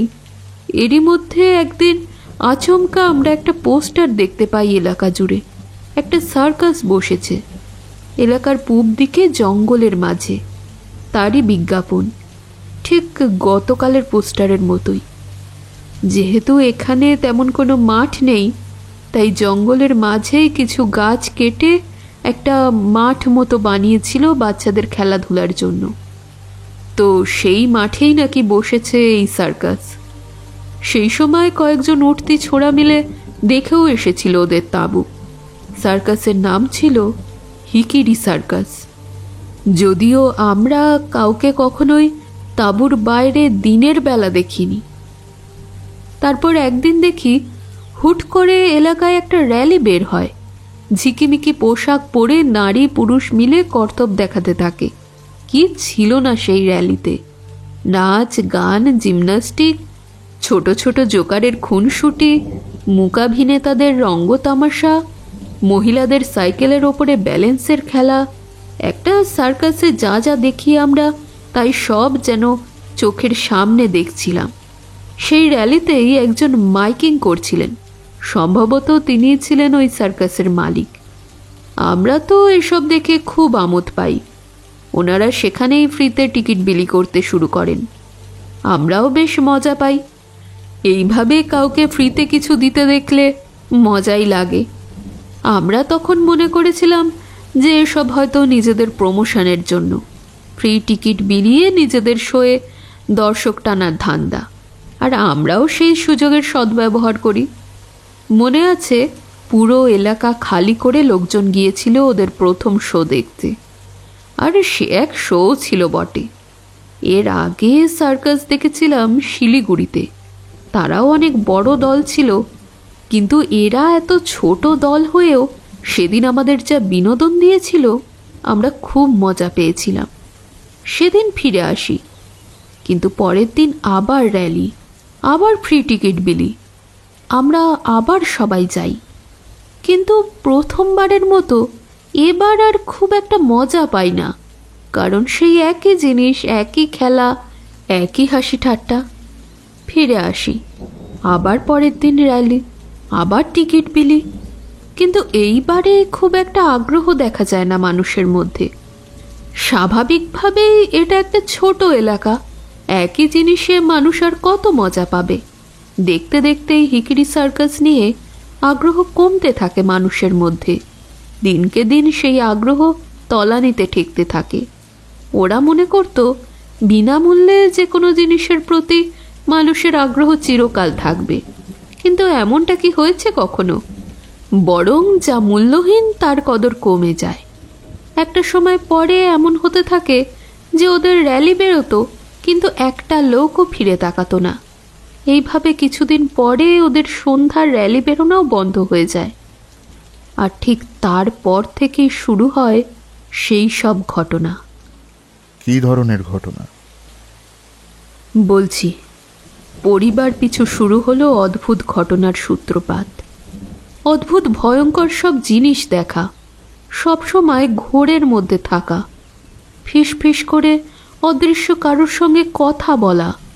এই সবের সঙ্গে সঙ্গে শুরু হলো উদ্ভ্রান্তের মতো সেই সার্কাস তাঁবুর আশেপাশে ঘুরে বেড়ানো। কিন্তু কি আশ্চর্য, এত কিছুর মধ্যেও দিনের বেলা সেই সার্কাসের লোকেদের দেখতে পাওয়া যেত না।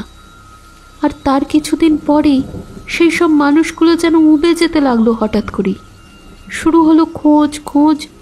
পুলিশ এলো, নিখোঁজদের পোস্টার পড়লো, কিন্তু কোনো সুরাহা হলো না। এদিকে মানুষের মধ্যে ভয় আতঙ্ক বাড়তে বাড়তে এমন পর্যায়ে পৌঁছলো যে তারা এলাকা ছেড়ে পালাতে লাগলো। ঠিক এই সময়ই এলাকার কিছু দুঃসাহসী ছেলেরা কি একটা সন্দেহ করে একদিন সন্ধ্যার পরে লুকিয়ে সেই হিকিরি সার্কাসে প্রবেশ করলো। আর যা দেখলো তাতে তাদের পায়ের তলার থেকে মাটি সরে গেল যেন। সার্কাসের ভেতরে নাকি এমন ভয়ঙ্কর কিছু খেলা হচ্ছিল যা নাকি নিজের চোখে না দেখলে বিশ্বাস করা যাবে না। এমন জিনিস যা অলৌকিক, যা ভাষাতীত ভয়ঙ্কর। মানুষের পক্ষে সে খেলা নাকি দেখানো অসম্ভব। এমনকি কিছু খেলা এতটাই নারকীয় যে ভয়ে আতঙ্কে নাকি মাথা ঠিক রাখা যায় না। আর সেই সব খেলার দর্শক ছিল কারা জানেন? এলাকার নিখোঁজ হয়ে যাওয়া মানুষেরা। কিন্তু গ্যালারিতে তাদের দেখে মনে হচ্ছিল তারা যেন মাটির পুতুলের মতো, নিশ্চুপ, প্রাণহীন। সেদিন ওই ছেলেরা কোনো রকমে নিজেদের লুকিয়ে ফিরে আসে এলাকায়।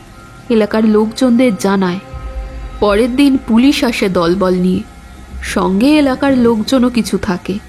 হিকিরিদের তাঁবু ঘিরে চিরুনি তল্লাশি শুরু হয়, কিন্তু কোথাও কিছুই অস্বাভাবিকতা পাওয়া যায় না। এমনকি এমনকি সেই নিখোঁজ মানুষদেরও কোনো খোঁজ পাওয়া যায় না। বিফল মনোরথ হয়ে ফিরে আসে সকলে। নিজেদের বক্তব্যের সত্যতা প্রমাণের জন্য সেই যুবকেরা আবার পরের দিন রাতে একটা ক্যামেরা নিয়ে ফের হিকিরি সার্কাসে যায়, কিন্তু তারা আর ফেরে না। দুদিন পরে তাদের মুন্ডহীন দেহ খুঁজে পাওয়া যায় জঙ্গলের মধ্যে। সকলেই বুঝতে পারে এ কাজ হিকিরিদেরই। কথাটা বলতে বলতেই আচমকা চুপ করে গেলেন ভারতী দেবী। তারপর কি হলো? বিশ্বম্বর বাবু যেমন বলেছিলেন তেমনই কি ঘটনাটা? আপনারা সকলে মিলে তাদের ফাঁকা তাঁবুতে গিয়ে আগুন ধরিয়ে দিয়েছিলেন? ভারতী দেবী সরাসরি তাকালেন অসীম বাবুর দিকে। তাঁবু ফাঁকা ছিল না, ওই তাঁবুর ভেতর সবাই ছিল। মানে আপনারা মানুষ সহ একটা তাঁবুকে জ্যান্ত জ্বালিয়ে দিয়েছিলেন? আমার নিজের আপত্তি ছিল এই জিনিসে, কিন্তু এলাকার লোকজন এসব শুনতে চায়নি। তারা বিশ্বাস করেছিল ওরা মানুষ নয়, মানুষের রূপ ধরে থাকা খারাপ কিছু, কোনো অপশক্তি, যারা মানুষকে নিজেদের খেলা দেখিয়ে বশ করে নিরুদ্দেশ করেছে একে একে। আমি নিজেও তাই বিশ্বাস করেছি, কিন্তু এইভাবে জ্যান্ত জ্বালিয়ে দেওয়া। হতেও তো পারে সেই ছেলেগুলো ভুল দেখেছিল কিছু। হতেও তো পারে হিকিরিরা আদপেই নির্দোষ ছিল। হতেও তো পারে নিজেদের প্রমাণ করতে না পেরে সেই ছেলেগুলো লুকিয়ে পড়েছিল জঙ্গলে, আর সেখানেই ওদের কোনো হিংস্র জন্তু এইভাবে শুধুমাত্র সন্দেহের বশে। না, সন্দেহের বশে না। কথাটা বলেই ভারতী দেবী শীতল দৃষ্টিতে তাকালেন অসীম বাবুর দিকে। আরও একজন ছিল। কুমুদ কাটায় এরকম অশান্তি যখন চলছিল, ঠিক সেই সময় একজন প্রৌঢ় এসে হাজির হন আমাদের মাঝে। তার বাড়ি কোথায় আমরা জানতাম না, হুট করে এখানেই বা এলেন কেন আমরা তাও জানতাম না, কিন্তু তার কথা শুনে আমরা বুঝতে পারি যে তিনি অনেক কিছুই এই হিকিরিদের সম্পর্কে জানেন। তিনি আমাদের বলেছিলেন যে এই হিকিরিরা আদপেই এক ধরনের শয়তানের উপাসক, আর এদের শেষ করবার পদ্ধতি নাকি তিনি জানেন। দীর্ঘদিন ধরেই তিনি নাকি এই দিনের অপেক্ষা করছিলেন যে কবে এদের খুঁজে পাবেন আর শেষ করবেন।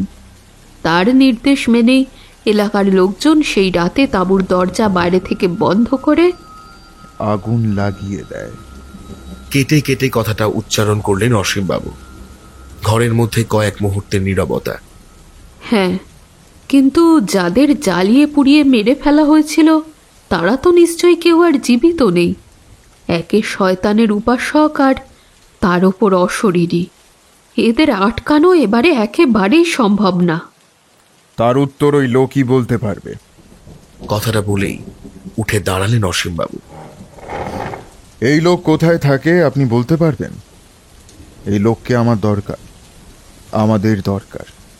সেদিনের পর থেকে ওই ব্যক্তিকে আর কেউ কোনোদিন দেখেনি। তিনি যেভাবে এসেছিলেন ঠিক ওইভাবেই হারিয়ে যান। তবে অনেকদিন আগে শুনেছিলাম কেউ নাকি তাকে দেখেছিল সান্তাল বাড়ির দিকে, কিন্তু সেটা চোখের ভুলও হতে পারে।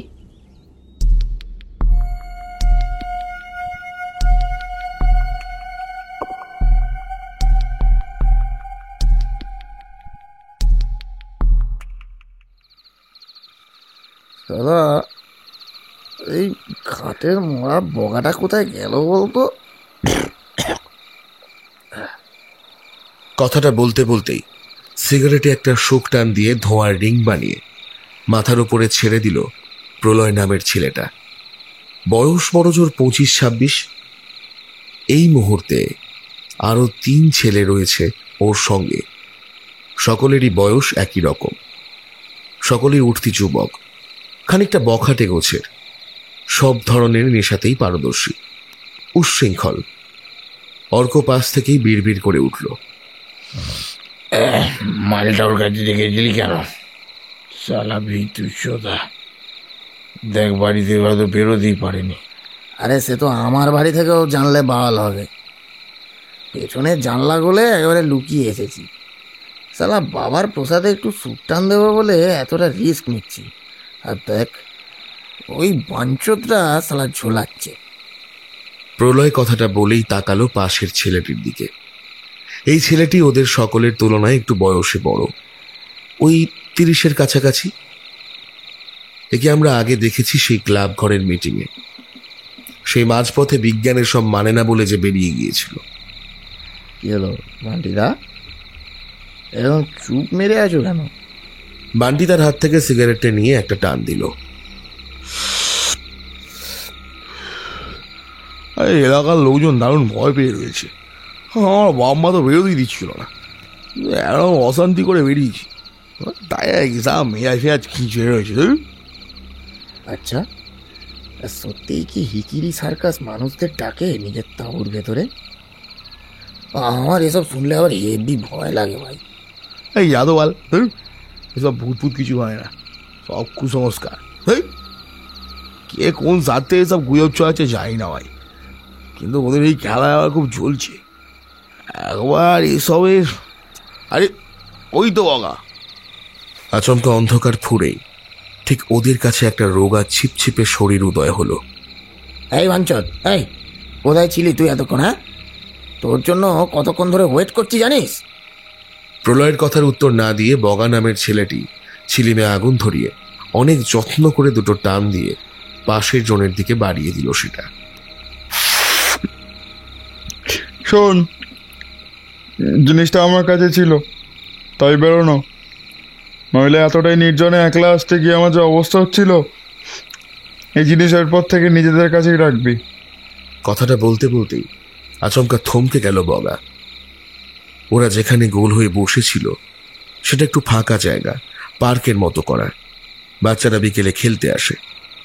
এখানে বসে বাজারের দোকানের আলোগুলো নজরে পড়ে। পার্কের ঠিক পিছন থেকেই গাছপালা শুরু হয়েছে। সন্ধ্যা ওই 7টা, 7:30। আশেপাশের লোকজন একেবারেই নেই বললেই চলে।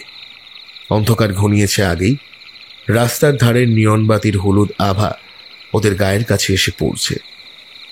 আচমকা উঠে দাঁড়ালো বগা। চোখের দৃষ্টি পিছনের সেই গাছপালার ঘন আস্তরণের দিকে নষ্ট। এই কি রে, উঠে পড়লি কেন? ভাই, কিছু শুনলি? সকলেই তার মুখের দিকে অবাক চোখে তাকিয়ে রয়েছে। কি শুনবো? একটা সুর ওইদিকে, ওই জঙ্গলের ভেতর থেকে আসছে। এ ভাই, ভাই তোর এরই মধ্যে নেশা হয়ে গেছে নাকি? প্রলয় কথাটা বলে উঠতেই একটা খিলখিলে হাসির রোল উঠল দলের মধ্যে, কিন্তু পরক্ষণেই সকলে চুপ করে বসে গেল। সত্যি সত্যি একটা সুর ভেসে আসছে ওই গাছপালার আড়াল থেকে। সকলে উঠে দাঁড়ালো। কি অদ্ভুত একটা সুর বাজছে ওই অন্ধকারে।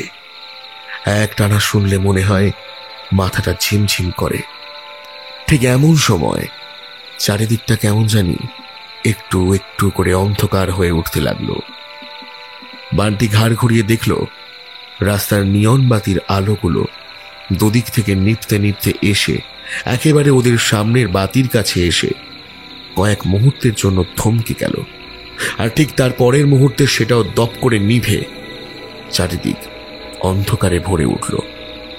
ভাই ভাই বাড়ি যাই চল, আমার কেমন জানি ভালো লাগছে না। রে ভাই, এত অন্ধকার কেন? রাস্তার আলোগুলো নিভে গেছে, আর দোকানের আলোগুলো। আমারও মনে হয় আমাদের এবার সত্যি বাড়ি। বান্টি একটু কেঁপে ওঠা স্বরে বলে উঠল।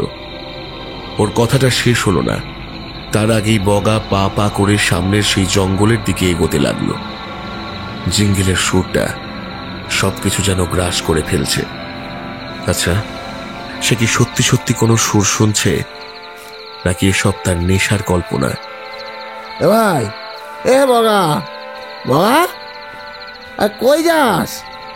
প্রলয় নিজেও কথাগুলো বলল বটে, তবে সে নিজেও টের পাচ্ছে জিঙ্গেলের সুর তাকে নিজের দিকে টানছে। ঠিক ওই অন্ধকারে কি রয়েছে, কে বাজাচ্ছে এই সুর? আচমকা ওই ঘুটঘুটে অন্ধকারের মধ্যেই জঙ্গলের অনেকটা গভীরে একসঙ্গে আলো জ্বলে উঠল। লাল, নীল, সাদা, অনেক অনেক আলো। দূর থেকে দেখে মনে হচ্ছে যেন মেলা বসেছে জঙ্গলের ভিতরে। ওরা সকলেই পা পা করে সেই দিকে এগিয়ে যেতে লাগলো। যত এগোচ্ছে সেই লাল, নীল, সাদা ঝিকিমিকি আলোগুলো যেন ওদের আরো নিজের দিকে টানছে, নিজের দিকে, নিজের ভিতরে, জঙ্গলের আরো ভিতরে। ওরা কেউ বুঝতে পারছে না, কেউ ভাবতেই পারছে না, অমোঘ চুম্বকীয় আকর্ষণে সেই জিঙ্গেলের সুর ওদেরকে তার দিকে টানছে, ডাকছে। যেই ডাক ফেরানোর ক্ষমতা ওদের কারোর নেই। ওরা মন্ত্রমুগ্ধের মতো সামনের দিকে তাকিয়ে রয়েছে। জঙ্গলের ঠিক মাঝে আচমকায় যেন গজিয়ে উঠেছে একটা বিরাট বড় তাঁবু, লাল সাদা কাপড়ের। একটা লাল পর্দা ঘেরা বড় গেট সেই তাঁবুর ঠিক মাঝ বরাবর। গেটের এক পাশে রনপার উপরে দাঁড়িয়ে দুটো লোক বলের খেলা দেখাচ্ছে। লোক দুটোর মুখ দেখা যাচ্ছে না, মুখোশে ঢাকা। পুরো তাঁবু লাল, নীল, সাদা ঝিকিমিকি আলোর রোশনাই দিয়ে সাজানো। শুধু কি তাই, এত আলো তাঁবুর বাইরেটা দেখে মনে হবে কোনো মেলা বসেছে যেন। তাঁবুর এক পাশে একাধিক লাল, নীল চুলওয়ালা ভয়ানক দর্শক জোকারদের বড় বড় কাট আউট লাগানো। গেটের ঠিক মাথার উপরেই একটা লাইটিং দিয়ে বানানো সার্কাস মাস্টারের মূর্তি, যার হাত পাগুলো যান্ত্রিকভাবেই নড়ছিল। সকলে হাঁ হয়ে দেখছিল সেই লাইটওয়ালা মূর্তির ঠিক নিচেই আলো দিয়ে লেখা রয়েছে একটা নাম, হিকিরি সার্কাস। ঘাড় ঝুঁকিয়ে ওরা সকলে পর্দার ওপারে দেখার চেষ্টা করছিল, কিন্তু ভিতরে ঘুটঘুটে অন্ধকার ছাড়া আর কিছুই ওদের নজরে এলো না। আচমকা সেই জিঙ্গেলের সুর থেমে যেতেই জায়গাটা মুহূর্তে কেমন যেন নিস্তব্ধ হয়ে উঠল। ওদিকে জিঙ্গেলের সুর থেমে যাওয়ার সঙ্গে সঙ্গেই থেমে গিয়েছে রনপার উপর দাঁড়ানো সেই লোক দুটোর হাতের খেলা। তারা স্থির দৃষ্টিতে তাকিয়ে রয়েছে ওদেরই দিকে। ওদিকে জিঙ্গেলটা থেমে যেতেই কেমন যেন সেই ঘোরটা পাতলা হতে শুরু করেছে ওদের চারজনের। ঠিক এমন সময় আচমকা তাঁবুর মাথার উপরে লাগানো মাইক থেকে ভেসে এলো একটা যান্ত্রিক স্বর। আসুন আসুন আসুন, সকলেই আসুন, দেখে যান আমাদের সার্কাস, আমাদের হিকিরি সার্কাস। হিকিরি সার্কাসে জানাই আপনাদের সকলকে স্বাগত। টিকিটের প্রয়োজন নেই। আমাদের নানান কারসাজির খেলা আপনারা দেখতে পাবেন সম্পূর্ণ বিনামূল্যে। তাই আর অপেক্ষা কিসের? আসুন, তাঁবুর ভিতরে আসুন। আমরা সবাই অপেক্ষা করছি আপনাদের খেলা দেখানোর জন্য। ইতিমধ্যেই সম্বিত ফিরে পেয়েছে ওরা। সেই ঘোর ভাবটা কেটে ওরা এখন পরিষ্কার বুঝতে পারছে কোথায় এসে পড়েছে ওরা। হিকিরি সার্কাস, সত্যি এই সার্কাস। সেই সার্কাসের সামনে ওরা দাঁড়িয়ে, যার নাম নিতেও ভয় পাচ্ছে কুমুদ কাটার লোকজন। ওদের সকলের হাঁটু কাঁপতে লাগলো অদ্ভুত আতঙ্কে। টের পাচ্ছে গলার ভেতরটা শুকিয়ে আসছে। এ ভাই, ভাই কোথায় এসেছি, কোথায় এসেছি রে? হ্যাঁ, চল পালাই, প্রাণে বাঁচতে চাইলে পালাই, চল। অর্ক কথাটা বলা মাত্রই আবার সেই মাইক বেজে উঠল, কিন্তু এবার আর কথা নয়, বদলে একটা খিলখিলে হাসি। পালাবেন? কোথায় পালাবেন? খেলা না দেখে কেউ পালায়? আসুন আসুন আসুন, আরে আরে আসুন। ভাই, ভাই পালা, ভাই পালা। কথাটা বলেই ওরা চারজন যেই ছুটতে যাবে, ঠিক সেই সময় সেই মাইকে গম গম করে বেঁচে উঠল একটাই কথা, হিকিরি হিকিরি হিকিরি হিকিরি। বারবার বারবার বারবার এক টানা। মুহূর্তের মধ্যে ওদের মাথার ভেতরটা ফাঁকা হয়ে গেল। যন্ত্রচালিত পুতুলের মতো ওরা ধীরে ধীরে বাড়ির পথ ত্যাগ করে তাঁবুর এন্ট্রি গেটের দিকে এগিয়ে গেল। রন পায়ে দাঁড়ানো লোক দুটো ধীরে ধীরে গেটের পর্দা টেনে দরজাটা ওদের জন্য খুলে দিচ্ছে। ভিতরটা ঘুটঘুটে অন্ধকার, আর ওরা চারজন সেই অন্ধকারের দিকে এগিয়ে যাচ্ছে। ওরা জানতো না এই জিঙ্গেলের ডাক একবার কানে গেলে সেই ডাক এড়িয়ে যাওয়ার ক্ষমতা কারোর নেই।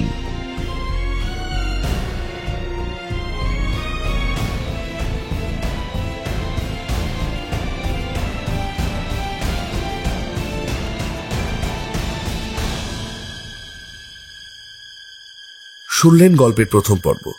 কেমন লাগলো নিজের মতামত কমেন্ট বক্সে জানাতে ভুলবেন না। আমরা খুব তাড়াতাড়ি নিয়ে হাজির হব এই গল্পের দ্বিতীয় পর্ব। ততক্ষণ পর্যন্ত আপনারা প্রথম পর্বের লিংক সব জায়গায় ছড়িয়ে দিন, ফেসবুকের বিভিন্ন গ্রুপে, ফেসবুকের টাইম লাইনে, হোয়াটসঅ্যাপের সমস্ত জায়গায়, ইনস্টাতে। আর লোকে বলুন গল্প শুনতে, কারণ গল্প শুনলে মন ভালো থাকে।